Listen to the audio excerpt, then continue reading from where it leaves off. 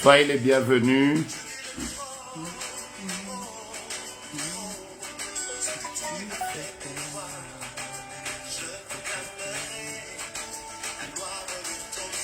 Soyez les bienvenus. Que Dieu vous bénisse abondamment.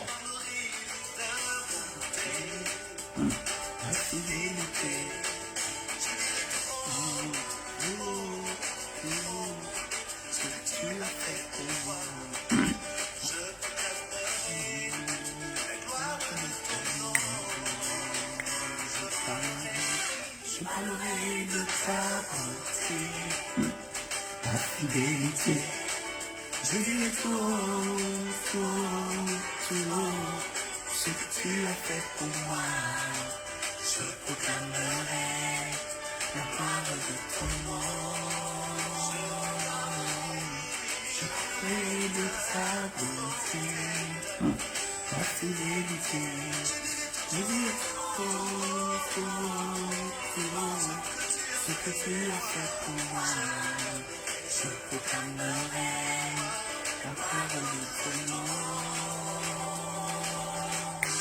Tu m'avais dit de compter sur ta bonté. Je n'ai pas hésité. Gloire au Seigneur. Nous voulons compter les bontés de Dieu et célébrer le Seigneur. Merci de rentrer en ligne. Merci de commencer à partager déjà. Merci de venir encore nombreux dans ce moment de prière. Dieu est en ce lieu. Invitons-nous, invitons-nous, invitons-nous, invitons-nous. Alors que nous sommes en train de célébrer le Dieu qui nous a gardés, qui nous a protégés et qui avait sur nous. Bonté, ta fidélité, je dis tout, ce que tu as fait pour moi. Je proclamerai la parole de ton nom. De ta bonté, ta fidélité, je dis tout, ce que tu as fait pour moi. Je proclamerai la parole de ton nom. Si bon pour moi. Ta bonté, ta fidélité, je dis tout, ce que tu as fait pour moi.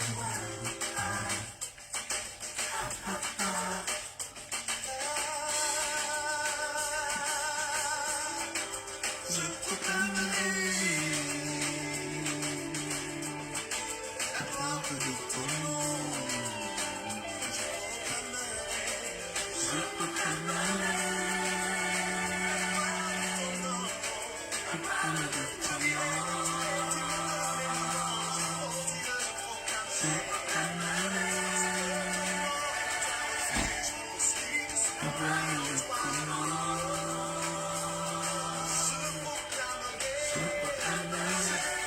Soyez bénis, bien-aimés dans le Seigneur.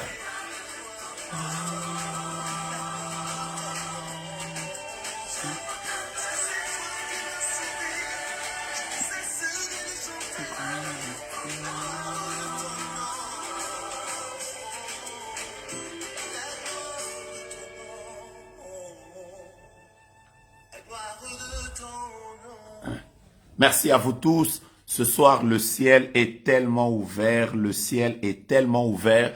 Je voudrais juste que nous puissions inviter nos frères et sœurs, partager. Invitons-les, invitons-les, invitons-les. Disons aux autres que notre moment de prière est arrivé. Nous voulons célébrer le Seigneur. Alors, partageons, invitons les amis, soyez les bienvenus. Je voudrais qu'on célèbre Dieu ensemble. Je voudrais qu'on célèbre Dieu ensemble. Alors que les autres sont en train de rentrer, nous voulons commencer un moment de prière extraordinaire aujourd'hui. Et le Seigneur va nous faire beaucoup de bien. Shalom à vous tous. Shalom à vous tous. Maman Audrey, shalom. Maman Arlette, shalom. Maman Sarah Marilyn, shalom. Blondie, le consacré, shalom. Maman Claude Moulongo, shalom. Je vous salue tous. Madame Christelle Mbaya, shalom. Maman Nathalie, shalom. Alléluia. Bien-aimé. Maman Tatiana Mouka, shalom. Shalom à vous, shalom à vous. Alors que vous êtes en train de rentrer, Papa Fanik, shalom. Maman Muriel, que Dieu vous bénisse. Quand vous rentrez, n'oubliez pas d'aller au bas de votre écran. Vous verrez un endroit où c'est écrit partager. Appuyez là. Ça va vous demander de partager dans des groupes. Et vous pouvez partager. Ça ne vous prend pas 1 minute. Vous pouvez partager. Tu n'as pas besoin de paniquer. Ton Dieu est là. Cette année, il est bon de continuer à louer le Seigneur. Cette année, nous n'allons pas nous inquiéter. Nous n'allons pas paniquer parce que Dieu est de notre côté. Je voudrais aujourd'hui te dire, célèbre Dieu, célèbre le Seigneur. Maman lui dit que Dieu vous bénisse. Même si les hommes t'abandonnent, tu n'as pas raison de t'enterrer. Tu dois continuer à célébrer Dieu. Papa Rigobert, que Dieu vous bénisse abondamment depuis Guémena. Waouh, waouh. Quelle grâce de vous voir nombreux encore.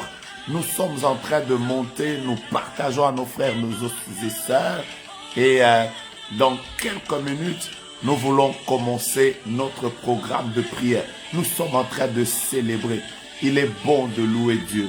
Il est bon de glorifier Dieu. Vanessa, ma foi là, ma fille, que Dieu te bénisse et qu'il te fasse du bien. Maman Flore Bimba, que Dieu te bénisse abondamment. Invitez les autres et nous sommes en train de monter, sommes en train de célébrer. Maman Yvette Dioulou, de là où vous êtes, que Dieu vous bénisse abondamment. Invoque-le. Est-ce que tu as besoin de t'inquiéter?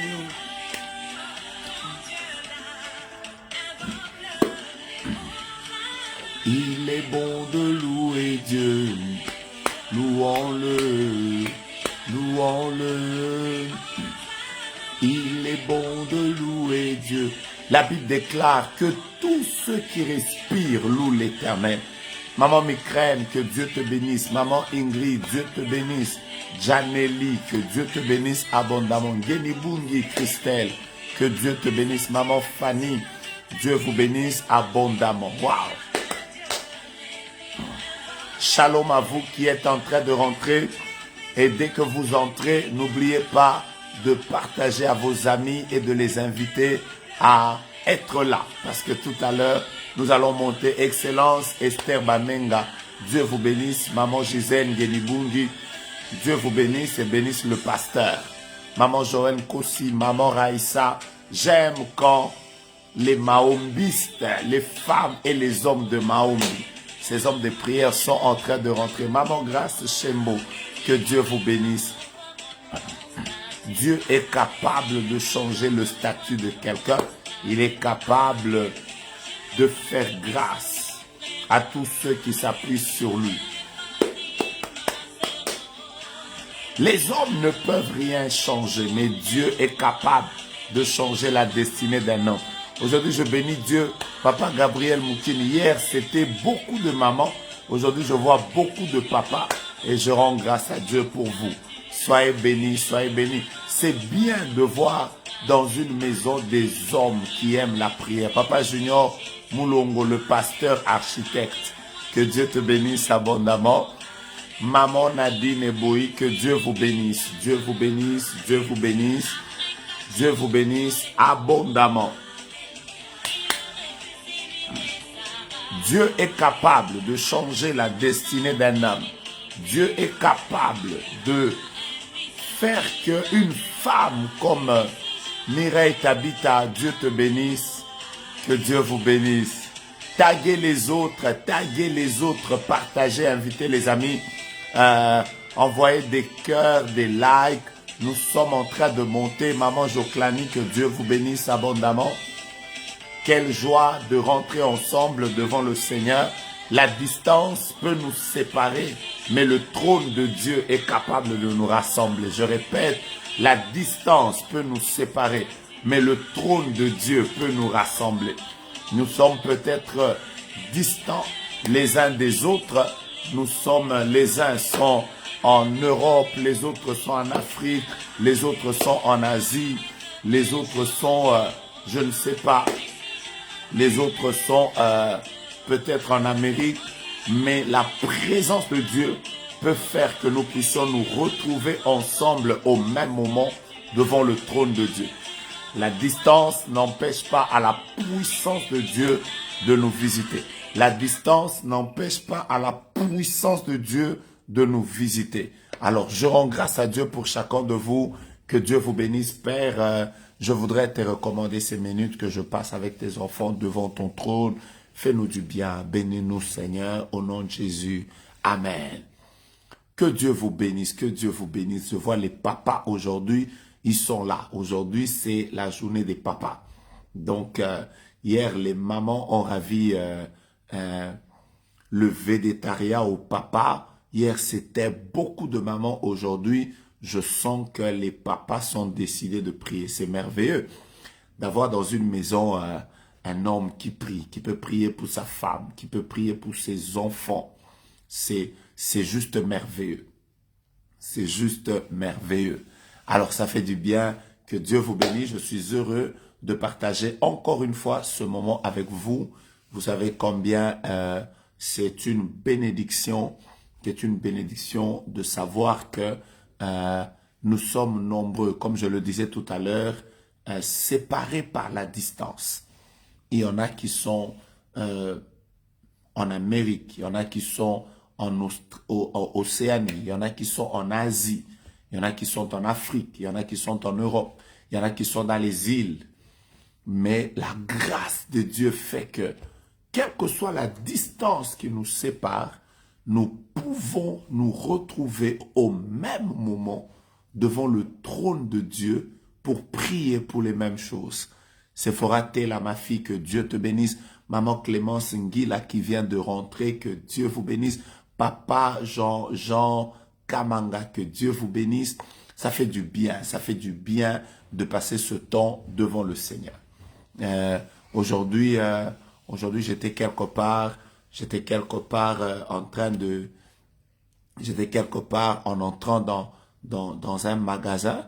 J'ai vu une fille qui est accourue, qui m'a juste dit, prophète, nous sommes les femmes qui prions sur Internet. Je l'ai jamais vue. C'est la première fois que je la vois. Ça m'a rempli de joie de savoir que nous ne pouvons peut-être même pas nous rencontrer. Peut-être qu'un jour, nous allons nous rencontrer au ciel. Nous serons sur la même avenue. Nous serons des voisins. Alors, nous allons commencer à nous raconter les choses de la terre en nous disant, est-ce que tu sais qu'on priait sur Internet? Alors, c'est juste merveilleux. Alors, en traversant pour entrer dans un autre magasin où j'étais, j'ai rencontré une autre sœur qui m'a dit la même chose. Qui m'a dit, prophète, nous avons l'habitude de prier. Donc, j'ai rencontré deux personnes dans des magasins différents et qui ont l'habitude de prier. Je vois maman Florence qui écrit, prophète, je vous écris plusieurs fois, mais sans réponse de votre part. Merci maman. Je voudrais que vous me réécriviez juste après ce live. Je vais prier que Dieu m'aide à répondre. J'ai toujours beaucoup de messages. Je dois prier pour des milliers de personnes et je ne suis pas toujours connecté tout le temps parce que je dois aussi faire autre chose. Je promets de vous répondre. Maman Florence, je retiens votre nom. Alors je disais que ça fait du bien. Ça fait du bien de se revoir. Je crois que, comme je disais, je crois qu'au ciel, on sera dans le même quartier. Comme ça, on va commencer à se visiter. On se connaît. Alors, la sœur avec laquelle j'étais aujourd'hui, j'étais avec Maman Joyce qui me disait, il y a quelques années en arrière, il y a des personnes qui disaient que l'Internet était démoniaque, c'était du 666, l'Internet était mystique. Mais la gloire, la grâce de Dieu a fait que toutes ces personnes qui disaient que l'Internet était mystique, au moins, s'il y a des mauvaises choses qui sont sur Internet, une des bonnes choses qu'il y a sur Internet, c'est que l'Internet nous a permis de pouvoir prier ensemble, Donc, le jour où nous parlerons des bienfaits de l'Internet, nous parlerons aussi du fait que nous ne nous connaissions pas. Peut-être, nous ne nous étions jamais vus, peut-être, mais par l'Internet, nous avons pu prier ensemble. Pourquoi pas chercher Dieu ensemble? Et nous avons vécu ensemble des grands miracles. Et tout à l'heure, j'ai parlé avec maman Dorcas Tabou, qui était en train de me partager des témoignages de combien elle a été visitée par Dieu au travers de notre ministère, mais par les prières sur Internet. Elle m'a partagé beaucoup de témoignages. J'avais des larmes aux yeux. J'avais envie de pleurer parce que je ne pouvais pas me rendre compte que, au-delà de toutes les personnes que je connais, passant par Internet, Dieu a visité des gens de manière particulière. Elle m'a dit des choses, comment certaines prophéties se sont accomplies, comment elle a vu sa vie décoller. Je crois que maman Dorcas va être là tout à l'heure parce qu'elle est toujours connectée à nous. Elle m'a partagé un bon témoignage et elle a béni mon ministère et elle m'a dit combien Dieu l'a visité au travers des prières en ligne. J'avais des larmes aux yeux de me rendre compte que en fait, toute la gloire doit revenir à Dieu. C'est pour ça que Dieu ne nous dira jamais tous les biens que les gens ont eu à vivre. Peut-être il nous le dira au ciel. Je vous dis que le ciel sera l'endroit le plus merveilleux où il faut aller. Il ne faut pas rater le ciel. Parce que le jour où vous arriverez au ciel, il est possible que quelqu'un commence à vous dire « J'ai donné ma vie au Seigneur à cause de vous ». Alors vous allez vous dire, mais c'était où, quand, comment? Il est possible qu'un jour au ciel, quelqu'un dise, c'est parce que vous avez... oh là là là là. Papa, il y a une amie à moi qui vient de perdre son mari, qui est juste allée acheter les médicaments. On a appelé sa femme pour lui dire que son mari est décédé. C'est pour ces choses qu'on est en train de prier. C'est pour ces choses... maman s'appelle Bibi, elle est Akine, elle est tombée. Voilà, on va prier pour vous. On va prier pour vous. Vraiment. Alors, que Dieu vous bénisse. Donc, il y a des personnes un jour qui arriveront au ciel, qui auront juste tagué une personne et cela aura permis que cette personne vienne au Seigneur. Alors, je vous salue. C'est la première chose que j'ai toujours fait. La politesse exige que quand vous voulez parler avec des gens, vous commencez par les saluer. Je commence par mes salutations habituelles. Je salue tout le monde, de partout où vous êtes en train de prier avec nous. Je vous salue et je voudrais juste vous souhaiter le shalom, le shalom. J'aime le shalom. J'aime le shalom. J'ai toujours aimé, vous savez, Dieu, les Hébreux avaient l'habitude de se saluer. Ils se disaient shalom, shalom, shalom. Shalom ne veut pas tout simplement dire la paix de Dieu. Ne veut pas tout simplement dire la paix de Dieu. Mais en disant shalom, en réalité, ils étaient aussi en train de dire que rien ne vous manque. Que rien ne vous manque. Que Dieu comble vos déficits. Que Dieu comble les brèches qu'il y a dans vos vies. Voilà pourquoi, je ne sais pas si ce mot va exister. Je suis en train de vous shalomiser. Chaque fois que je veux commencer mon live, je préfère vous souhaiter le shalom afin que le Dieu qui vous connaît, qui sait exactement ce dont vous avez besoin, qu'il comble tout ce qui vous manque et que vous viviez la paix de Dieu. Donc, quand je vous dis shalom, n'oubliez jamais que je suis en train non seulement de vous souhaiter la paix de Dieu, mais je suis aussi en train de déclarer sur vous que rien ne vous manque. Que rien ne vous manque. Avez-vous des besoins de santé? Que rien ne vous manque. Que dans le shalom de Dieu, il y a la bonne santé. Est-ce que vous manquez des enfants? Vous manquez un mari? Vous manquez, la joie? Vous manquez la paix? Est-ce que vous manquez l'harmonie dans votre couple? Shalom à vous et que rien ne vous manque. Que rien ne vous manque. Maman Marie-Noëlla, nous allons prier pour vous tout à l'heure. Vous venez de dire que vous êtes très inquiet, désespéré à cause du fait que les enfants ne sont pas encore arrivés. C'est pour ça que nous prions. C'est pour ça que nous prions. Je connais Maman Noëlla Tabou qui a l'habitude de prier avec nous ici. Maman Noëlla Tabou, j'espère qu'elle est en ligne aujourd'hui. J'ai toujours donné son témoignage. Elle a attendu, Dieu l'a visité. Le Seigneur l'a visité dans son mariage après 11 ans. Après 11 ans, c'est pas 11 ans ou 13 ans, je ne sais plus. Le Seigneur l'a visité aujourd'hui. Elle est la maman d'un garçon et d'une fille parce qu'elle a eu les jumeaux. Nous allons prier pour vous afin que Dieu vous visite. Mais je voudrais vous demander de ne pas perdre courage. C'est vrai qu'il y a des choses qui peuvent vous manquer. C'est vrai que vous pouvez, c'est un besoin naturel. Vous êtes une femme, vous êtes mariée, c'est un besoin naturel que vous avez de pouvoir avoir des enfants. Mais ne désespérez pas. Continuez à avoir foi en Dieu qui visite et qui a visité les autres. Il peut aussi vous visiter. Je ne parle pas simplement à la maman qui a écrit qu'elle est désespérée, mais je voudrais parler à toutes ces personnes qui passent par des moments difficiles. Peut-être que vous manquez un travail, vous manquez des documents, vous manquez des enfants. Je ne sais pas qu'est-ce qui vous dérange. Ne perdez pas espoir, ne tombez pas dans le désespoir. Maman qui vient d'écrire qu'elle est dans le désespoir à cause du fait qu'il n'y a pas d'argent, sans oublier qu'il y a 4 jours ou 2 jours, il y a une maman qui m'a écrit sur Facebook me disant, prophète, le dimanche, elle m'a dit que mon mari m'a renvoyé de la maison parce que je ne lui fais pas des enfants. C'est vrai que notre société est devenue une société assez compliquée. Donc, on commence à victimiser les personnes qui manquent certaines choses comme si elles étaient anormales.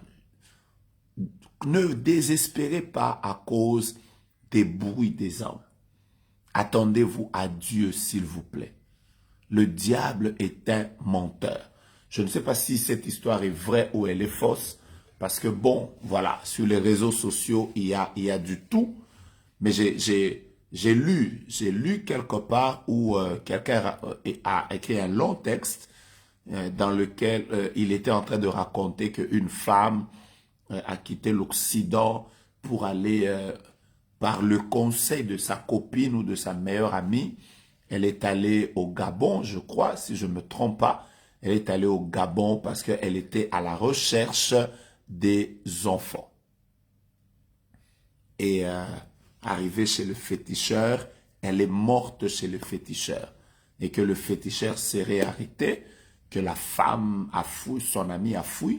Je ne sais pas si c'est une histoire vraie ou fausse, mais bon, je l'ai lu quand même sur Internet. Et en lisant une histoire comme ça, ce qui pousse certaines personnes à aller vers les marabouts, à faire même des choses invraisemblables, c'est le désespoir. C'est le désespoir. Le désespoir est un poison dans la vie. Le désespoir peut vous pousser à poser des actes que vous ne deviez pas faire. Et voilà pourquoi vous ne devez jamais, jamais, j'insiste, perdre courage. Vous ne devez jamais perdre courage. Vous devez continuer à faire confiance en Dieu. Voilà pourquoi, quand nous étions en train de chanter au début, il y a une phrase qui dit si tu as besoin des enfants, à 90 ans, Sarah a conçu. Tu entends ça? Est-ce que tu as besoin de t'inquiéter? Tu as un Dieu, invoque-le. Alors je parle à toutes ces femmes qui attendent les enfants. Nous allons prier particulièrement pour vous, mais tournez votre regard vers Dieu. L'espérance fait vivre. L'espérance fait vivre. Ne tombez pas dans le désespoir. Le désespoir est un poison. Le désespoir est un poison. J'ai entendu des témoignages, même des femmes qui sont allées auprès des féticheurs, qui les ont même poussés à sortir avec elles. Elles ont fait des choses qu'elles n'avaient jamais imaginées à cause du fait que dans leur vie, il y avait le désespoir. Gardez courage. Dieu est avec vous. Maman Bijou Moukessi, elle dit qu'elle vient de perdre sa grand-mère maternelle à 101 ans. Il y a 1 heure. Il y a 1 heure, elle vient de perdre sa grand-mère à 101 ans. Je suis en train de me dire, à 101 ans, d'abord, je ne sais pas si vous allez pleurer, je ne sais pas si vous allez vous réjouir, mais avoir une grand-mère qui meurt à 101 ans, je crois que c'est un sujet de réjouissance. Je vais vous dire une chose, maman Bijou. Faites une prière particulière. Faites une prière particulière. Demandez à Dieu, pendant que vous serez en train de célébrer ou d'enterrer votre grand-mère, demandez aussi à Dieu de vous communiquer la même grâce. La grâce de la longévité. 101 ans, c'est plus donné aux gens comme nous. Nous rendons grâce à Dieu. Nous revenons à notre message de la fois passée. Nous sommes aujourd'hui dans Deutéronome.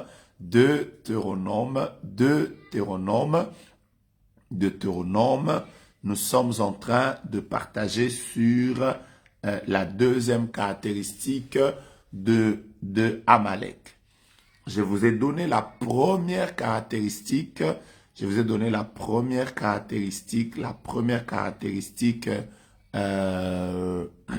D'Amalek, c'était un ennemi qui vient souvent pour perturber votre moment de quiétude ou votre moment de paix. Amalek vient souvent quand vous vous approchez ou quand vous êtes déjà dans le moment de quiétude, le moment de repos. Comment elle s'appelle? La femme de Jacob, Rachel. Rachel est morte à quelques mètres. Elle n'était pas encore arrivée quand elle a rencontré la mort. Elle était à quelques mètres. Mais il y a d'autres personnes comme Israël, c'était quand ils sont arrivés même à Rephidim, ils sont arrivés au lieu de repos. J'étais en train de vous dire qu'il y a des combats qui arrivent à 2 niveaux. Premier niveau, quand vous commencez à vous rapprocher de votre moment de repos. Premièrement. Mais deuxièmement, quand vous êtes déjà dans le moment de repos, il y a quelque chose qui peut venir juste pour vous surprendre que vous ne jouissiez pas du repos. Pourquoi je tourne autour de ce texte? Parce que je crois du fond de mon cœur que cette année doit être une année de repos pour nous tous. Commençons par moi qui vous parle, par vous tous. Nous voulons que Dieu nous fasse reposer. Et pour que nous puissions arriver à nous reposer, il faudrait que nous puissions comprendre que il y a des forces qui perturbent le repos des âmes. Il y a des forces qui veulent nous empêcher d'entrer dans le repos. C'est pour ça que dans la première caractéristique, je vous disais, vous tous qui vous attendez au repos de Dieu, priez pour vous-même, afin que Dieu vous donne non seulement d'entrer dans le repos, mais de ne pas être perturbé pendant votre moment de repos. De ne pas être perturbé. Nous avons partagé des témoignages, des personnes qui ont réussi, qui se sont mariées, mais quelques jours après, leurs maris sont morts parce qu'en entrant dans le repos, elles n'ont pas compris que nous devions aussi prier pour que dans notre repos, nous ne soyons pas perturbés. Voilà pourquoi je déclare maintenant que tout celui qui croit que 2021 et les années qui viennent, parce que ce n'est pas seulement 2021, doit être une année de repos pour lui, je prie et je déclare que rien ne te perturbe, que rien ni personne ne te perturbe, qu'il n'y ait aucun événement malheureux, aucun événement qui viendra perturber ta joie. Nous avons partagé des témoignages extraordinaires, des femmes qui ont attendu 5 années pour avoir des enfants. Après le jour où le bébé arrive, le bébé évolue, il évolue, il évolue, il évolue. Et c'est le jour de l'accouchement que la femme perd l'enfant. Tu ne peux pas entrer dans le repos et être perturbé par des avortements. Ce que Dieu a mis en toi ne sera pas avorté. Que Dieu vous bénisse et que vous compreniez que Rephidim, c'est le lieu du repos. Et quand vous êtes à Rephidim, Amalek ne vient vous attaquer que à Rephidim. Alors ouvrez vos yeux. Quand vous commencez à sentir qu'une saison de repos est en train de venir dans votre vie, quand vous commencez à sentir que vous êtes en train d'entrer dans un temps de repos, un bon travail, il y a des portes qui s'ouvrent, il y a une bénédiction que vous avez attendue pendant longtemps qui est en train de venir, réveillez-vous. Comprenez que Amalek peut perturber votre repos. Voilà pourquoi l'apôtre Paul, exhortant, disait « Tenez ferme après avoir tout surmonté ». En fait, vous avez l'impression que l'apôtre s'est trompé.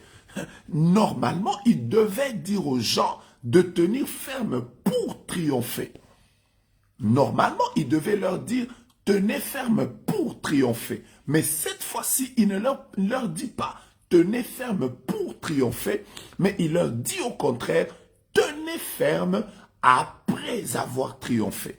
Ça veut dire, je suis déjà dans ma victoire, je suis déjà dans mon repos, je suis déjà dans ma bénédiction, je suis déjà en pleine jouissance, mais même à ce moment-là, je dois tenir ferme. Pourquoi on doit tenir ferme? Je vais vous dire la vérité. Le moment où l'homme est le plus vulnérable, c'est quand il est dans la bénédiction. Je vous dis la vérité. Le moment où l'homme est le plus vulnérable, c'est quand il est dans sa gloire. Le moment où le militaire est le plus vulnérable, c'est quand il revient de la guerre. Pourquoi? Parce que la tendance de toute personne qui est dans la jouissance, dans le repos, c'est de vouloir dire enfin, je ne vais plus prier, je vais me reposer, je vais déposer mes armes. Et à ce moment-là, Amalek ne t'attaque pas pour rien. Il sait que dans ce moment, tu es vulnérable. Il peut te toucher, il peut t'attraper. Alors tenez ferme, même quand vous serez dans le repos. Voilà pourquoi j'ai l'habitude de dire, Mahombi ne tombera jamais. La prière ne tombera jamais. Nous prierons quand nous sommes malades, nous prierons quand nous serons en bonne santé. Nous prierons en étant célibataires, nous prierons quand nous serons mariés, nous prierons quand nous n'aurons pas des enfants, nous prierons quand nos enfants seront arrivés, nous prierons quand Dieu ne nous aura pas encore bénis, nous prierons même quand Dieu nous aura bénis, nous prierons quand les portes ne seront pas ouvertes dans nos vies, nous prierons également quand les portes seront ouvertes dans nos vies, nous prierons quand nous sommes en bas, nous prierons également quand Dieu nous aura élevés. La prière, c'est notre respiration, c'est notre style de vie, la sainteté, la prière, la crainte des dieux. Nous n'allons pas nous séparer de ces choses parce que nous sommes dans la bénédiction. Oh, d'ailleurs, au contraire, nous ne prions pas pour avoir. Nous prions parce que nous comprenons que sans Dieu, nos vies n'ont pas de sens. Je reprends, nous ne prions pas pour avoir des millions. Nous prions parce que nous comprenons que sans Dieu, nos vies n'ont pas de sens. Un homme a dit, l'homme c'est un vide qui a la forme de Dieu. Je reprends, il a dit l'homme c'est un vide et ce vide a la forme de Dieu. En d'autres termes, même si vous prenez l'argent, vous mettez dans ce vide ne sera pas comblé parce que l'homme n'est pas un vide qui a la forme de l'argent. L'homme c'est un vide qui a la forme de Dieu. Même si vous prenez les voyages, vous les mettez là, ce ne sont pas les voyages qui combleront la vie d'un homme. Il y a des personnes qui ont visité des pays, des villes et qui n'en ont jamais été satisfaits. Et vous devez comprendre que ce qui est important, c'est le ciel. Que Dieu vous bénisse et que vous compreniez ce message. Deutéronome chapitre 25, je vais commencer par le verset 17 jusqu'au verset 19. Je vais juste vous dire ce que je vous ai promis aujourd'hui et par la grâce de Dieu, nous allons prier, nous allons chercher la face de Dieu et le Seigneur nous fera du bien. Nous tous, on a visité des lieux, des palais, des villes, mais je vais vous dire la vérité, rien ne peut remplacer la présence de Dieu dans nos vies. Deutéronome chapitre 25, de 17, 18, 19, la Bible dit, « Souviens-toi de ce que te fit Amalek. » Dieu rappelle à Israël de ne pas oublier Amalek. Amalek doit rester dans leur souvenir. Dieu dit, souviens-toi de ce que te fit Amalek pendant la route, lors de votre sortie d'Égypte. Quelle est la particularité d'Amalek et pourquoi tu ne dois pas l'oublier? Verset 18, la Bible déclare comment il te rencontra dans le chemin, sans aucune crainte de Dieu. Il tomba sur toi par derrière, sur tous ceux qui se traînaient les derniers. Je vais revenir là-bas la fois prochaine, sur tous ceux qui se traînaient les derniers. Ça, c'est une autre caractéristique. Une autre caractéristique, pendant que tu étais las et épuisé toi-même. Lorsque l'Éternel, ton Dieu, après t'avoir délivré de tous les ennemis qui t'entourent, t'accordera le repos. Je vous ai dit qu'Amalek n'aime pas le repos. T'accordera le repos dans le pays que l'Éternel, ton Dieu, te donne en héritage et en propriété. Quand tu seras dans le repos, la dernière phrase, tu effaceras la mémoire d'Amalek de dessus les cieux. Ne l'oublie pas. Ne l'oublie pas. Suivez-moi bien.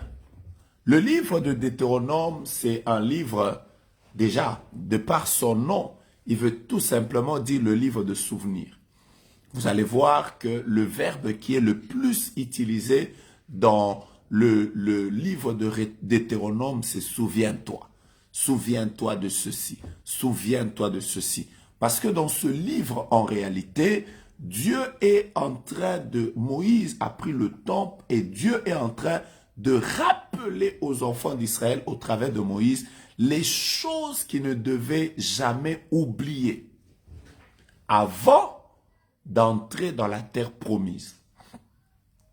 Je vais dire quelque chose. Je sens que je vais dire quelque chose. Deutéronome, c'est un livre de rappel, un livre où Dieu est en train de rappeler des choses à quelqu'un. Je vais dire quelque chose de bien maintenant, tout à l'heure. Et le livre de Deutéronome, il est attaché au livre de Josué. Vous comprenez ça? Or, le livre de Josué, c'est le livre de la conquête. Le peuple commence à entrer dans l'héritage. Mais avant qu'ils n'entrent dans leur héritage, Dieu prend le temps de leur rappeler des choses. Je veux dire quelque chose. Retenez ça toute votre vie. Si vous avez dit Amen, je commence à vous bénir. Quand dans votre vie, vous remarquez que Dieu commence à beaucoup vous rappeler des choses qu'il vous avait dites il y a 10 ans, il y a 6 ans, il y a 8 ans, il y a 5 ans. Il y a des choses que Dieu t'avait dites il y a longtemps. Tu remarques que Dieu commence à te le rappeler. Ça veut dire que tu es à la porte de ton Canaan. Je disais que j'allais dire quelque chose de bien. Je viens de le dire. Chaque fois que tu remarqueras que Dieu commence à te rappeler des choses, il commence à te rappeler, je t'avais dit de prier, je t'avais dit que tous les vendredis tu dois prier, je t'avais dit que tu dois rentrer dans les jeûnes que tu avais auparavant. Quand tu remarques que Dieu commence à te rappeler des choses, donc tu es à Deutéronome. Or, dès que tu quittes Deutéronome, tu entres dans ton Canaan. Parce que quand Dieu veut faire entrer quelqu'un dans la bénédiction, Dieu prend le temps de commencer à lui rappeler les choses qu'il lui avait dites avant. Je t'avais dit, toi, tu dois marcher avec moi comme ça. Je t'avais dit, ne demande jamais aux gens l'argent. Je t'avais dit que toi, ne vis pas une vie de femme. Je t'avais dit, toi, ne vis pas, n'importe quel homme ne devra pas te toucher. Tu dois rester fidèle. Je t'avais dit. En fait, quand Dieu commence à te rappeler même des choses d'il y a longtemps, il commence à te rappeler des songes, il commence à te rappeler, je t'ai dit la vérité. Tu n'es pas loin de Canaan. Alors, fais attention quand Dieu commence à te rappeler des choses. Écris-les, n'oublie pas. Garde-les dans ton esprit. Parce que c'est ces choses qui te feront vivre quand tu seras à Canaan. Si tu les oublies, Canaan va te tuer. Je crois que je viens de dire quelque chose de merveilleux. Les personnes sensibles à la voix de Dieu viennent de comprendre. Les personnes qui aiment la voix de l'esprit viennent de retenir une leçon de la vie. Je viens de vous la donner sans offrande. Vous voyez? Vous avez reçu ça gratuitement. N'oubliez jamais, quand vous remarquez que même les prophètes que vous rencontrez, les hommes de Dieu que vous rencontrez, les personnes que vous rencontrez commencent à vous prophétiser des choses d'il y a longtemps. N'oubliez pas ça. Dieu te fait passer à Deutéronome quand tu es à la porte de Canaan. J'ai aidé les personnes sensibles. Voilà. Est-ce que je peux maintenant avancer? Alors, pourquoi Dieu prend le temps de rappeler des choses? Parce que Dieu insiste, il y a des choses que tu ne dois pas oublier, Israël. Tu peux tout oublier. Parce qu'un homme, parmi les choses qui le caractérisent, c'est l'oubli. L'homme oublie beaucoup. Alors Dieu prend le temps dans le livre de Deutéronome de leur rappeler des choses qu'il estimait qui sont importantes pour eux à Canaan. Parmi les choses que Dieu leur dit, il leur dit n'oubliez jamais Amalek. C'est bizarre. Vous allez dire par exemple que non, dans la vie, il faut toujours retenir des bons souvenirs. Vous voyez? C'est comme ça que tous les motivateurs nous disent. Il faut oublier les mauvais souvenirs. Il faut toujours retenir les bons. Là, Dieu leur rappelle et Dieu insiste, n'oubliez pas. Ça semble être un mauvais souvenir. Normalement, Dieu devait leur dire, oubliez Amalek. Parce que maintenant, vous êtes dans votre bénédiction. Maintenant, vous êtes dans votre gloire. Oubliez Amalek. Non, Dieu ne leur dit pas d'oublier Amalek. Il leur dit au contraire, ne l'oubliez pas. Écoutez-moi bien. Il y a des bons souvenirs qui viennent devant vous. Mais certaines choses, ne les oubliez pas. Parce que si vous les oubliez, vous allez ne pas jouir bien de votre repos. Dieu dit, quand tu seras entré dans le repos, n'oublie pas d'effacer la mémoire d'Amalek. Et celui qui passe, c'est Dieu. C'est pas oh non, oh, le Seigneur te fera tout oublier. Dieu ne nous fera pas tout oublier. Il y a des choses, Dieu veut que nous ne les oublions pas. Imaginez-vous bien aimé, hein? Ça c'est une parenthèse, David est dans une grande gloire. Il est en train de célébrer le Seigneur et tout ça, il est roi. Mais un jour Dieu lui dit, souviens-toi que je t'ai pris de derrière les troupeaux. Pourquoi Dieu a voulu lui rappeler ça? Il est déjà roi, il a des habits royaux, il est entouré de ses sujets, il est entouré du protocole quand il dit, ah tel exécute, tel exécute, tel exécute. Mais Dieu lui dit, souviens-toi que je t'ai pris de derrière le troupeau. Il y a des choses que Dieu ne veut pas que tu oublies dans la vie. Par exemple, n'oublie jamais où Dieu t'a ramassé. C'est important. Pourquoi certaines personnes tombent dans l'orgueil? Pourquoi certaines personnes deviennent dures de caractère et même ne respectent plus les personnes avec lesquelles elles ont eu à souffrir? Mais c'est parce qu'elles oublient. Pourquoi tu veux oublier qu'il y a quelque temps en arrière, tu dormais à l'église? Pourquoi tu veux oublier que tu étais un ivrogne? Pourquoi tu veux oublier que Dieu t'a retiré aussi de la prostitution. N'oublie pas que tu étais un mort, mais Dieu a eu à te faire grâce. Vous savez ça, le fait de te rappeler de certaines choses t'exposera pas à l'orgueil. Chaque fois que tu verras quelqu'un en train de ramasser, tu te diras, Dieu m'a ramassé de là, je ne peux pas me moquer de lui. Et voilà, parmi les choses que Dieu lui rappelle, le Seigneur lui dit, n'oublie pas Amalek. Et Dieu insiste, n'oublie pas comment il t'avait attaqué. Et j'entre dans mon message maintenant. Comment Amalek attaque les enfants d'Israël? La Bible déclare, il t'a attaqué par derrière.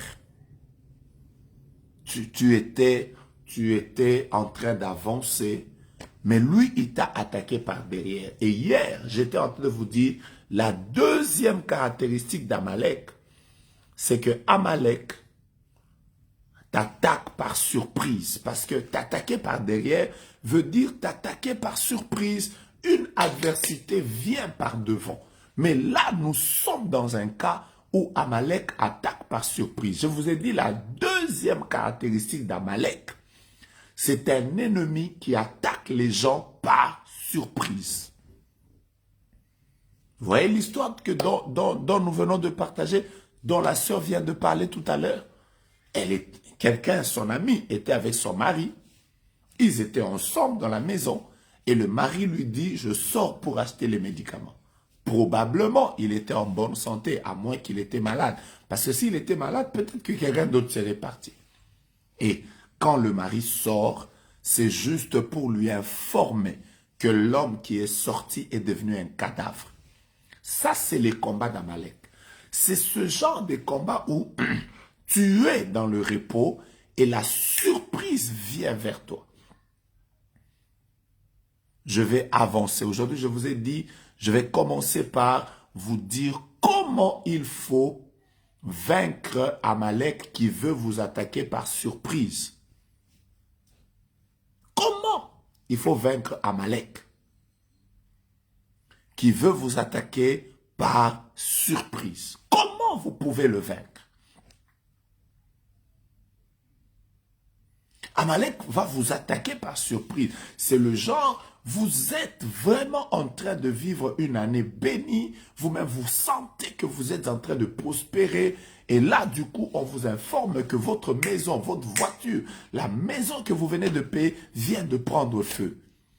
Ce que nous avons refusé hier dans la prière, c'est que l'ennemi ne nous surprenne pas. Hier, nous avons prié vraiment de manière merveilleuse avec des textes qui disent « L'ennemi ne te surprendra pas à ta porte. L'ennemi ne te surprendra pas. » Et nous avons dit à Dieu pour 2021 qu'aucun ennemi ne nous surprenne. Nous ne voulons pas des surprises désagréables. Mais quelles sont les armes que vous devez avoir pour ne pas vivre des surprises désagréables? Partagez maintenant le live, partagez maintenant le live. Je suis dans mon message. Partagez-le maintenant. Invitez les frères, invitez les amis. Vous êtes déjà entrés, vous n'avez pas partagé. Allez au bas de l'écran. Il y a un onglet partager. Partagez à vos frères, partagez à vos sœurs. Nous allons encore faire les mêmes prières qu'on a eu à faire hier. Nous allons dire à Dieu, nous refusons les surprises désagréables. Mais la première arme, partageons maintenant. J'ai commencé par la première arme. La première arme qui te permet de vaincre l'adversité qui vient par surprise. Vous savez déjà par où je vais commencer. C'est la prière. La première arme, c'est la prière.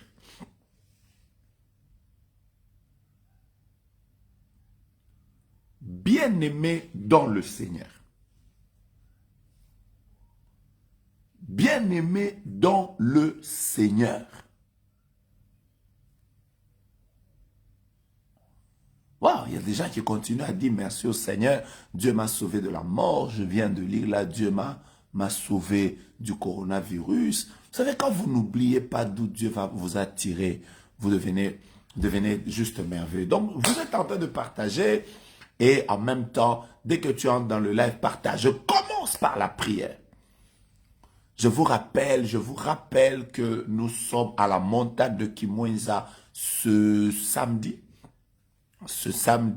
de 8h à 12h. Ne manquez pas ce moment de prière. C'est pour des choses comme ça que je suis en train d'enseigner là maintenant, que nous allons prier Dieu. Donc nous serons à la montagne de Kimwenza de 8h à 12h avec le prophète Jogras, avec le prophète Grace Mwamba, avec l'apôtre Roland Dalo. Un moment extraordinaire, soyez là. Dieu va nous faire beaucoup de bien. La prière. La prière est une arme qui permet de pouvoir dévancer. Qu'est-ce que je vais enseigner maintenant? Je vais commencer par dire une phrase bien. Je la sens bien dans ma bouche, donc je vais déjà vous le dire. Comme c'est bien dans ma bouche, donc ça doit sortir.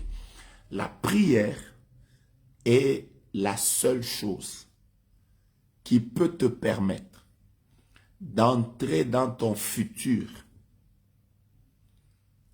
d'arranger le futur et de revenir au présent.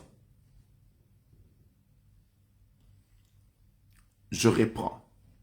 La prière est la seule chose qui peut te permettre d'aller dans ton futur, d'enlever des choses qu'il y a à enlever, de briser des choses qu'il y a à briser. Et alors que tu es au présent, tu peux posséder le futur par la prière. Voyez la météo. La météo est capable de vous montrer le futur. Donc, quand vous rentrez sur la météo, vous cherchez par exemple comment sera le climat de demain ou d'après-demain. La météo peut vous dire comment sera demain et après-demain.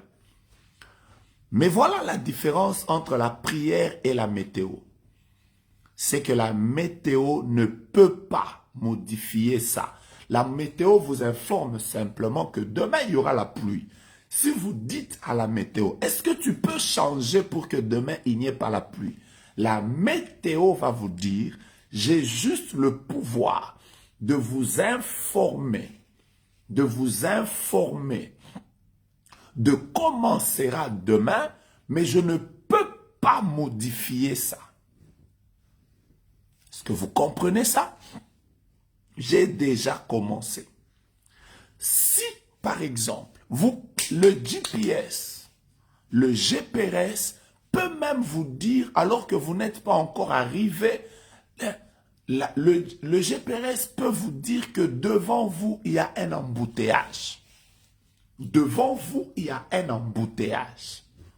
Mais dites au GPS, arrange-moi cet embouteillage qui est devant, ce trafic qui est devant, dont tu viens de me parler. Le GPS peut vous informer, mais le GPS ne peut pas, j'insiste, ne peut pas modifier votre futur. Vous comprenez ça? Avec l'avancée de la science, aujourd'hui, on peut vous dire par la médecine certaines maladies probables dont vous pouvez souffrir dans les années qui viennent. Quelqu'un est encore un enfant, mais on peut déjà prévoir que cet enfant aura un problème cardiaque, aura des problèmes d'yeux. Mais quand vous leur demandez de modifier ça, c'est là qu'il y a le problème. Mais je veux vous dire l'avantage qu'il y a avec la prière. C'est que le futur peut te réserver des choses. Le futur peut te réserver une surprise désagréable. Mais par la prière, tu peux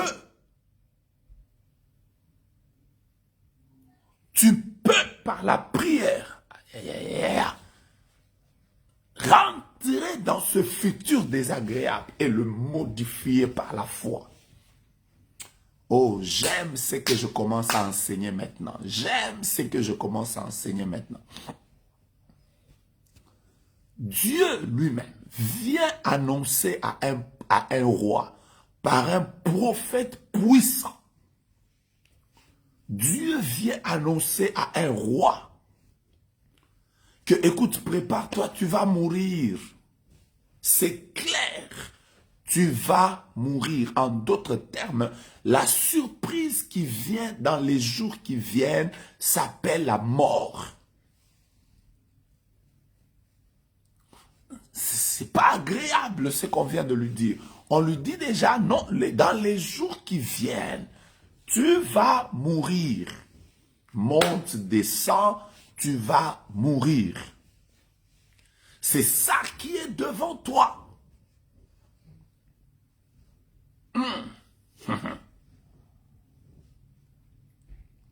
Alors le monsieur comprend que devant moi, il y a une surprise désagréable. Je ne la connais pas, mais cette surprise s'appelle la mort. Je vais mourir. Mais qu'est-ce qu'il fait? Vous savez, aïe, aïe, aïe, Seigneur, est-ce que je peux enseigner ce que je sens?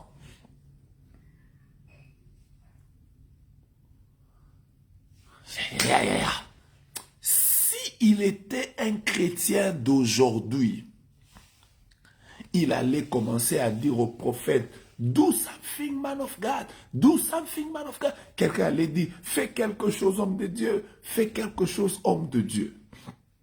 Il allait commencer à dire, prophète, je t'en supplie. Il allait tenir le prophète dans les habits. Papa, je pleure devant ton Dieu. L'homme était très posé. Il a compris que l'arme que a ce prophète s'appelle la prière. L'arme qu'a ce prophète s'appelle la prière. Nous avons le même Dieu. Je ne suis pas obligé d'attendre que ce soit seulement le prophète qui prie à ma place. Nous avons le même Dieu. Le même Dieu qui lui a parlé. Il est aussi mon Dieu. Bien-aimé, écoutez, je suis en train de vouloir révolter quelqu'un. Il faut arrêter. Il faut arrêter cette histoire d'avoir simplement le Dieu de l'autre. Le Dieu de l'autre, là, il est ton Dieu. Tu ne vas pas simplement toute ta vie entière en train de dire le Dieu de mon église, le Dieu de mes parents. C'est vrai qu'il est le Dieu de tes parents. C'est vrai qu'il est le Dieu de ton pasteur. Il est le Dieu de ton père spirituel. C'est vrai. Mais je voudrais te dire une vérité, même si tu ne vas pas bien la digérer, mais c'est vrai. Avant que Dieu soit le Dieu de tout le monde, il est d'abord ton Dieu. Est-ce que je suis en train de révolter quelqu'un? Je reprends ma phrase. Avant que Dieu soit le Dieu de tout le monde, il est d'abord ton Dieu. Avant qu'il soit le Dieu du prophète Jograsse, avant qu'il soit le Dieu de papa tel, avant qu'il soit le Dieu de l'homme de feu tel, avant qu'il soit le Dieu de la bouche autorisée tel, avant qu'il soit le Dieu de l'homme à la langue brûlée tel, avant qu'il soit le Dieu de l'homme qui marche avec la nuée tel, il est d'abord ton Dieu.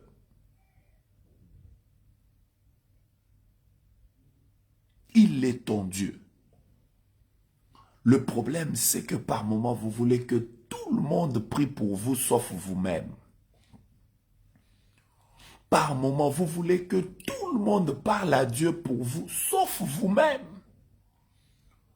Par moments, d'abord, aujourd'hui, changez d'abord, pour que je sois sûr que vous êtes en train de me suivre et que vous êtes en train de me suivre, écris d'abord. Écris d'abord, Dieu est le Dieu de Raïssa Sangwa. Si tu t'appelles Raïssa, si tu t'appelles Pierre Nguessan, écris Dieu est d'abord le Dieu de Pierre Nguessan. avant d'être le Dieu de tout le monde. Si tu es François, écris Dieu est le Dieu de François, mon cher, avant qu'il soit le Dieu de tout le monde. Si tu es Lydie Ibengi, écris Dieu est d'abord le Dieu de Lydie Ibengi avant qu'il soit le Dieu de tout le monde. Il ne faut pas dire Dieu du prophète Jonas. Non, non, non. Aujourd'hui, c'est ton Dieu. Je veux que tu écrives ça. Écris Dieu, tu es le Dieu de Justine, toi. Voilà. Voilà. Je vois des gens qui commencent à écrire. Voilà. Non, il est d'abord ton Dieu avant d'être le Dieu de quelqu'un d'autre. Tout commence par la foi que tu as de ton Dieu. Et si un jour tu te retrouvais, Dieu bénisse maman Anja, et si un jour tu te retrouvais, tu es seul dans une ville où il n'y a pas les personnes avec lesquelles tu pries, tu te retrouves dans un pays où tu te trouves dans une circonstance où, frère, il faut arrêter. Un jour, j'ai vu un frère qui était en train de discuter avec un autre frère. Oh, normalement, ce frère-là, il n'a pas Dieu. Alors je lui demande, pourquoi il n'a pas Dieu? Ah non, parce que normalement, la dernière fois qu'il était en route, il était en train de déclarer, mais il avait un chapeau. Je lui ai dit, frère, écoutez, arrêtez cette histoire-là du Dieu religieux. Je lui ai demandé, tu es dans un avion, tu portes une casquette. Après, un crash veut se faire. Tu cries, Dieu, sauve-moi. Dieu va t'écouter ou il ne va pas t'exaucer à cause de ta casquette. Après, il m'a dit, prophète, il va m'exaucer. J'ai dit, c'est pour ça qu'il faut arrêter d'avoir le Dieu qu'on t'a prêché simplement, le Dieu que tu as emprunté chez les autres. Et ton Dieu, le Dieu de ta communion, le Dieu que tu connais personnellement, le Dieu de ta vie, le Dieu de ton histoire, le Dieu de ta relation, le Dieu de ton intimité, le Dieu de tes genoux, le Dieu de tes pleurs, le Dieu de tes déclarations, le Dieu que tu cherches nuit et jour. Avant qu'il soit le Dieu de tout le monde, il doit être ton Dieu. Moi, mon Dieu m'exauce, je crois en lui, je sais que je marche avec lui, même quand je suis dans la vallée de l'ombre de la mort et que tout le monde n'était pas avec moi, je crois dans ce Dieu-là. Vous comprenez ça? J'ai aimé ce que vous avez écrit. Bibi Sagali, Dieu te bénisse abondamment, ma sœur. Hein? Dieu doit être ton Dieu. C'est pour ça que Ézéchias a dit, il a laissé même le prophète, il a dit, tu peux partir. Tu peux même partir, merci. Merci pour le message. Merci, merci pour la prophétie. Merci pour la mort que tu as vue. Merci, merci prophète. Merci pour la mort que tu as vue. Moi, je ne vais pas me battre avec toi. Ton Dieu est aussi mon Dieu. Il est entré en prière. Il a commencé à dire, Dieu, souviens-toi de ceci, souviens-toi de cela, souviens-toi de ceci, souviens-toi de cela, souviens-toi de ceci. Comment tu peux laisser un homme comme ça mourir? Voilà la surprise qui est devant moi. Comment tu peux laisser qu'une surprise comme ça m'arrive? Il est entré dans le futur qui était devant lui et il a commencé à modifier ça. C'est que j'aime de cette histoire. La Bible dit que le prophète n'était même pas encore sorti. Il était au milieu de la cour. Dieu l'a renvoyé pour dire, prophète, il a dit, me voici Seigneur. Dieu dit, tu es mon serviteur? Oui. Est-ce que tu sais que c'est moi qui t'ai envoyé annoncer la mort là-bas? Oui. Après, il dit, allez, va encore lui annoncer que son futur vient de changer. La surprise désagréable qui devait arriver dans sa vie vient de changer. Rentre là. Mais si c'était moi, je ne devais pas rentrer parce que j'allais dire à Dieu, Seigneur, il va me voir comment, je lui ai annoncé que tu vas mourir. Après, je vais encore lui annoncer ça. Le prophète a compris que la prière peut changer un futur désagréable. Et vous comprenez ça? Il est rentré. Il est rentré. Il a dit à l'homme, tu vivras. Dieu a dit, t'ajoute 15 ans.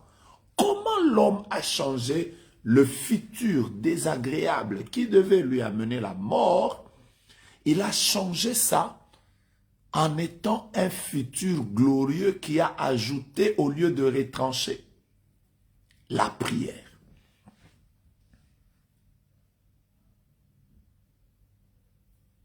Le problème avec beaucoup de gens, c'est que, d'ailleurs, quand vous lisez ce récit, vous comprendrez directement que, quelle que soit la prophétie qu'on vous donne,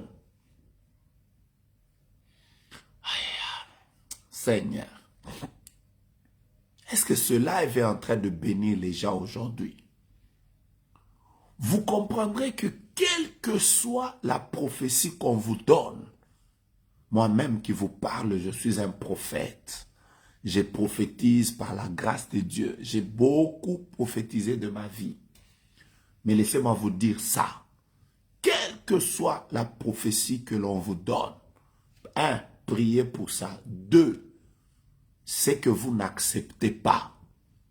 Refusez ça dans la prière parce que la prière peut même modifier une prophétie.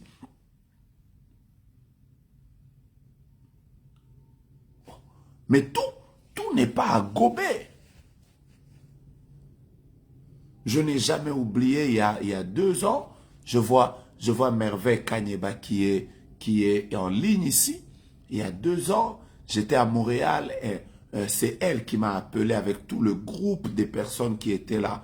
Elles m'ont dit, prophète, nous avons vu en songe. En fait, 3 personnes ont vu, toutes les 3 personnes ont vu que j'étais en train de revenir d'un voyage. Je faisais Montréal vers Kinshasa. Après, j'ai fait un crash. J'ai fait un crash. Alors, toutes m'ont appelé. Je vois ma fille Merveille qui est en ligne, qui m'a appelé. Elle était en train de pleurer ce jour-là parce qu'elle disait, ne viens pas, si tu peux modifier ton voyage. Parce que nous avons vu que tu as fait le crash. D'ailleurs, on n'est pas seul. Après, quelqu'un d'autre m'a appelé. Ah, normalement, ne viens pas. On a même pleuré parce que... Après, moi, je leur ai dit, ok, laissez-moi le temps de prier. Après, j'ai prié. J'ai prié. Quand j'ai fini de prier, j'ai senti que Dieu m'a accordé la paix. Et puisque Dieu m'avait accordé la paix, j'ai su directement que ce futur désagréable était modifié. Après, je leur ai dit, demain, je vais prendre l'avion. Il y en a qui ont même dit, normalement, le prophète, il n'a pas accepté nos prières, il n'a pas accepté notre message. Normalement, les prophètes, comme lui, Dieu l'utilise, il n'accepte pas les prophéties des autres. Mon frère, toi, ton rôle n'est pas, ton rôle, c'est de me donner la prophétie.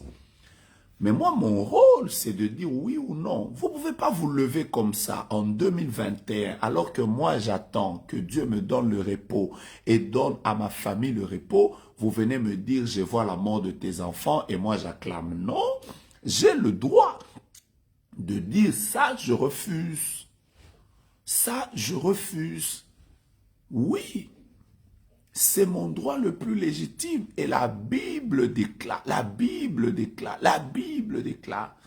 quand on vous donne une prophétie, rejetez ce qui est mauvais et retenez ce qui est bon. Moi, je trouve que la mort de mes enfants est une chose qui est mauvaise. Je la rejette. Pourquoi vous allez me pousser à accepter?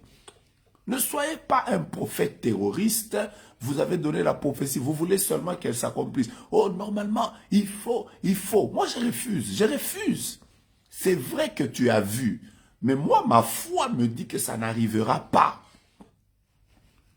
Oh, mon frère. Moi, j'ai reçu Jésus dans ma vie. Je crois que Jésus va faire la différence avec moi. Toi, tu viens me dire, oh, le Seigneur est en train de montrer que ton mariage sera combattu. D'ailleurs, tu ne te marieras pas. Je ne veux pas me marier. Pourquoi? J'ai Jésus dans ma vie. Pourquoi moi, on doit... Non, il y a des choses qu'on refuse. Je suis en train de révolter quelqu'un pour que nous commencions la prière. Je suis en train de révolter quelqu'un. Oui, il ne faut pas être des prophètes comme Jonas. Vous avez déjà donné la prophétie. Les gens ont compris que la... Aïe, aïe, aïe, la Bible est merveilleuse. Jonas vient avec la prophétie. Dieu a dit, il va vous frapper, vous allez mourir. Ces gens ont découvert que non, la prière peut modifier un futur. Ils entrent en prière, repentance, ils arrangent leur vie. La Bible dit, à Ninive, ils ont fait un jeûne que même les poussins, même les poules, même les animaux étaient en jeûne. Même Dieu lui-même. Vous avez déjà vu le chat en jeûne, vous avez déjà vu la poule en jeûne, mais à Ninive, même les animaux étaient en jeûne. Lisez ça. Mais Dieu était obligé de bouger le futur. Il a modifié le futur. Maintenant, Jonas se fâche. Tu te fâches pourquoi? Toi, tu voulais seulement que ce que toi, tu as dit s'accomplisse. Non, Jonas. Je suis en train de dire à quelqu'un, tout ne peut pas être accepté. La prière peut modifier un futur. Écoutez-moi, Isaac se retrouve avec une femme stérile. Et la Bible déclare que c'est l'Éternel qui l'avait rendu stérile. Pas les démons, l'Éternel. Mais qu'est-ce que la Bible déclare? Isaac implora Dieu pour sa femme. Il a prié, il a compris que la prière peut modifier un futur. Cette femme était une femme qui avait déjà été rendue stérile. Mais lui, il a dit non. Il a prié pour ça. Cette situation a changé. Dieu a exaucé. Elle n'a pas eu des jumeaux. Pourquoi toi, tu ne vas pas t'élever pour ta propre femme? Pourquoi toi, tu ne vas pas t'élever pour tes propres enfants? Même si c'est toi-même qui as fait ce songe, tu as le droit de te lever même en pleine nuit et de dire pas question. Une sœur était en train de me partager que ça fait des années qu'elle voyait des maris de nuit. Mais depuis un temps, elle a dit non. Je ne peux pas, je suis une femme mariée officiellement. Je ne peux pas continuer à voir ces choses. Et depuis qu'elle a commencé à refuser, même dans les songes, elle a vu qu'elle a commencé à refuser. Qu'est-ce que tu acceptes? Ce que tu acceptes prendra autorité sur toi. Est-ce que vous avez déjà partagé ce live aux personnes avec lesquelles nous allons prier maintenant? Bien-aimés, votre futur, vous pouvez... Je termine par un exemple, nous allons commencer la prière. Actes des apôtres au chapitre 12.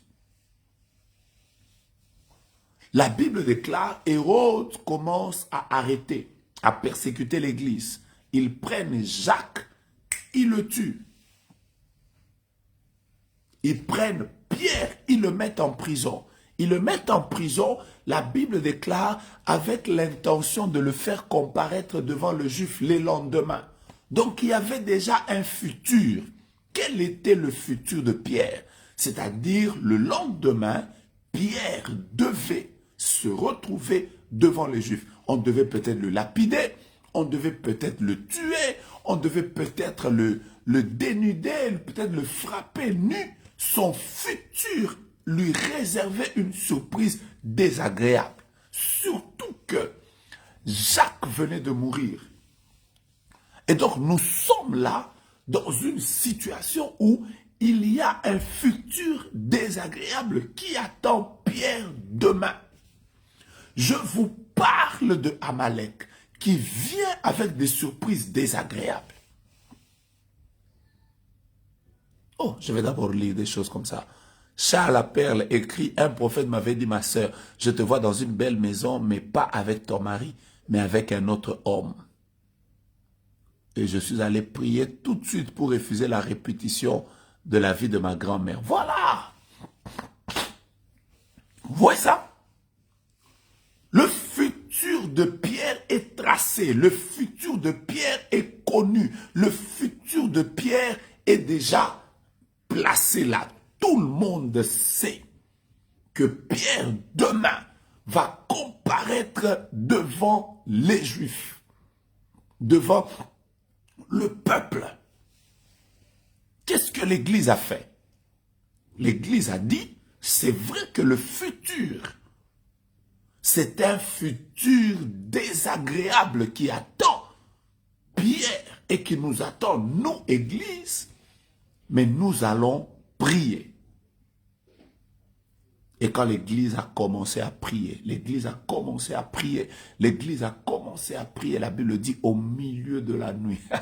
J'aime la Bible. La Bible dit au milieu de la nuit. Vous savez, au milieu de la nuit, c'est quand? C'est... Seigneur, Seigneur, pourquoi tu me fais comprendre ça? Au milieu de la nuit, c'est-à-dire entre le jour où ils ont pris la décision et le jour où ça devait s'accomplir, au milieu là, Dieu a envoyé un ange. Je suis en train de déclarer que cette nuit-ci, ceux qui croient, dites Amen. Cette nuit, Dieu va modifier des surprises désagréables que les gens étaient en train de préparer contre toi, ta vie, ta maison. Je répète, Dieu va modifier. Là où on avait vu des fausses couches, je déclare que cette nuit, ça va être modifié. Là où on avait prévu la mort par surprise, cette nuit, ça va être modifié. Là où on avait vu ton enterrement, cette nuit, modification des surprises désagréables au nom de Jésus de Nazareth. Là où il y avait des programmes pour que toute grossesse qui entrera sorte par avortement, je déclare en tant que prophète établi par Dieu que ce futur désagréable est en train de changer. Je dis cette nuit, nous sommes aussi la nuit. C'était pendant la nuit que Dieu s'est levé, que Dieu a dit ça ne restera pas comme ça. Je suis en train de déclarer qu'il y a des programmes sataniques qui vont tomber obsolètes. Dieu est en train de faire la réinitialisation de certaines choses. Je parle de la réinitialisation. Ils avaient déjà mis un programme qui devait s'accomplir en 2021. Dans ce programme, tu devais perdre ton travail, tu devais perdre ton business. On devait te surprendre par la mort de ton mari, la mort de ta femme. Tu devais te retrouver veuve, tu devais perdre les enfants. Tu devais te retrouver l'église, le ministère ne devait pas aller de l'avant. On devait t'enterrer. Cette année, ils avaient déjà prévu que quand tu vas arriver au mois de septembre, que tu te retrouves l'argent que tu es en train de garder, tu le perds, que tu te retrouves avec un Covid ou que tu te retrouves dans des soins intensifs. Je déclare maintenant la modification. Il y a, alléluia, alléluia, alléluia.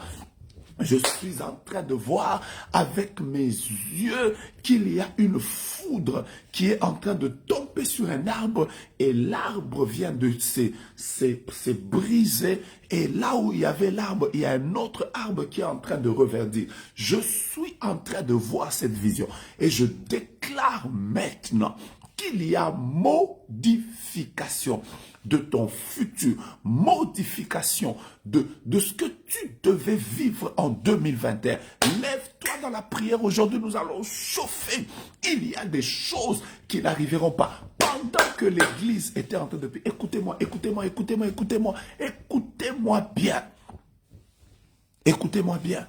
La Bible déclare, les choses ont commencé à se modifier au milieu de la nuit. Je vais vous donner cette révélation. Je sens que ça va bénir quelqu'un. Minuit, c'était à minuit quand Dieu est entré en action.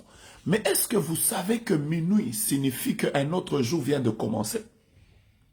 Mais minuit, même si un autre jour vient de commencer, il fait nuit, minuit. Oh là, oh là, oh là, prophète, qu'est-ce que tu es en train d'enseigner maintenant? À minuit, 1 minute, c'est un nouveau jour. C'est un nouveau jour. Mais à minuit, 1 minute, il fait encore noir.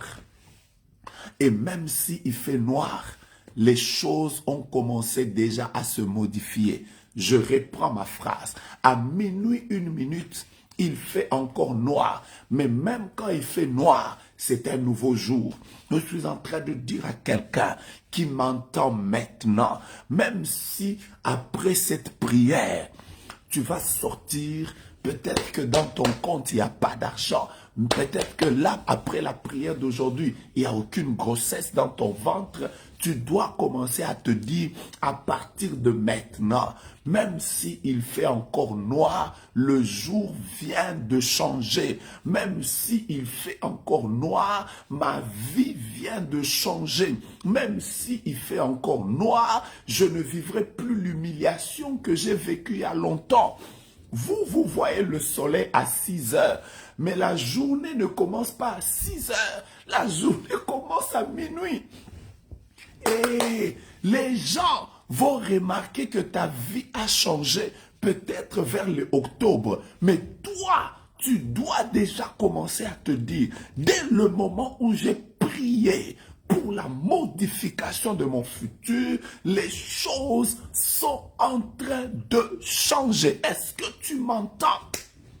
Tout est en train de changer. Ce n'est pas parce que tu es encore à l'hôpital que tu n'es pas guéri. Ce n'est pas parce que tu n'as pas encore un enfant que tu n'es pas guéri. Ce n'est pas parce que tu es encore en train de pleurer que ta consolation n'est pas encore arrivée. Ce n'est pas parce que tu vas terminer ce live et le travail n'est pas encore venu que Dieu n'a pas commencé à agir. Dieu a commencé au milieu de la nuit. Je déclare, même si tu vois encore l'obscurité, les choses sont en train de changer. Et partagez ce live, je bénis quelqu'un. Même si tu vois encore l'obscurité, ta nuit vient de changer. Les situations viennent de changer. Je suis béni aujourd'hui, je sens cette onction sur moi. Il y a déjà à partir d'aujourd'hui, 9 mois après ce jour, 9 mois après ce mois de février, qui viendront nous dire, j'étais en train d'assister à un live, j'ai eu un bébé, je suis tombé enceinte après, 2 mois après, le médecin m'a vu pour me dire que les choses viennent de changer. Bien aimé, les choses vont changer. Pourquoi? Pas parce que moi je déclare, mais parce que toi, tu vas prier. Parce que toi, tu vas prier. Ton mari, c'est un grand homme. Quand tu regardes les promesses de Dieu, c'est un homme qui doit aller loin. Mais quand tu regardes dans le futur, tu as l'impression que tout est devenu noir. Il y a des choses que la sorcellerie de ta belle famille, l'occultisme de ta famille ou encore de ton environnement ont déjà prévu qui devait arriver cette année. Refuse ça dans la prière. Refuse ça dans la prière. Refuse ça dans la prière. Je vais vous donner un sujet. Dès que je vous donne le sujet, moi je coupe le live et chacun entre en prière là où il est. Si tu ne vas pas prier, c'est que toi, tu as assisté à une émission télévisée. Moi, je vais couper le live maintenant. Dès que je coupe, tout le monde se met à genoux, debout en prière. Quel est le sujet que je vous donne? Voilà le sujet. Chacun de nous va prier comme ça. Seigneur, Seigneur, tout ce qui avait été prévu de désagréable contre moi, je le modifie par la prière au nom de Jésus. C'est tout. Tout ce qui avait été prévu de désagréable contre moi, je le modifie au nom de Jésus. Donc, dès que j'ai dit prions, je coupe le live, tout le monde entre en prière. On va prier comme ça aujourd'hui. Aujourd'hui, on va prier comme ça. Je vous rappelle, demain, nous aurons notre live aux mêmes heures, 21h heure de Kinshasa. Ajustez vos programmes par rapport à ce live. Ajustez vos programmes par rapport à ce live. À 21h, nous commençons la prière directement. Première chose. Deuxième chose, je vous rappelle encore que notre programme de montagne tient, c'est le 13 et c'est ce samedi. Voyez là, Dieu va nous faire beaucoup de bien ensemble. La troisième chose, je vous rappelle que Dieu vous bénisse, vous tous qui êtes en train de bénir notre construction du temple que nous sommes en train de faire au ministère Génération Joël à Delvaux. Nous sommes en train de bâtir un temple et vous tous qui êtes en train de contribuer avec le peu que Dieu vous donne, je voudrais vous bénir et je voudrais vous dire que nous avons toujours besoin de vous. Nous avons toujours besoin de vous. Nous continuons les travaux, J'espère que cette année, nous allons beaucoup avancer. D'ailleurs, nous avons beaucoup avancé. Par la grâce de Dieu, plusieurs d'entre vous continuent à contribuer pour ce temple que nous sommes en train de construire. Nous voulons vous encourager à ne pas vous fatiguer, à nous soutenir, à bénir la construction de ce temple. Vous pouvez le faire par M-Pesa, vous pouvez le faire par Orange Money, vous pouvez le faire par, qu'est-ce que je disais encore, par Airtel Money, vous pouvez le faire par Western Union, MoneyGram, vous pouvez le faire par PayPal, c'est simple, JoeGrass, gmail.com, vous pouvez le faire par Interact si vous êtes au Canada, par Cash App, par Zelle si vous êtes au Canada. Si cela vous touche, écrivez-moi. Mais maintenant, la prière, c'est celle-ci. Tout ce qui a été prévu contre moi, priez dans toutes les directions. Tout ce qui a été prévu contre ma vie, mes enfants, mon mari, mon business, ma santé, la vie de mon père, la vie de ma mère, je suis en train de l'anéantir. Aujourd'hui, dès que j'ai dit prions, nous commençons la prière. Si tu vas prendre 1 heure, c'est toi. Si tu vas prendre 2 minutes, c'est toi. Si tu vas prendre 15 minutes, c'est toi. Si tu vas prendre la prière et Seigneur, tout ce qui a été prévu de négatif, de désagréable contre ma vie, ma maison, ma santé, je prie que cela soit modifié. Et si vous avez été béni, que Dieu vous bénisse. Nous commençons la prière. Amen.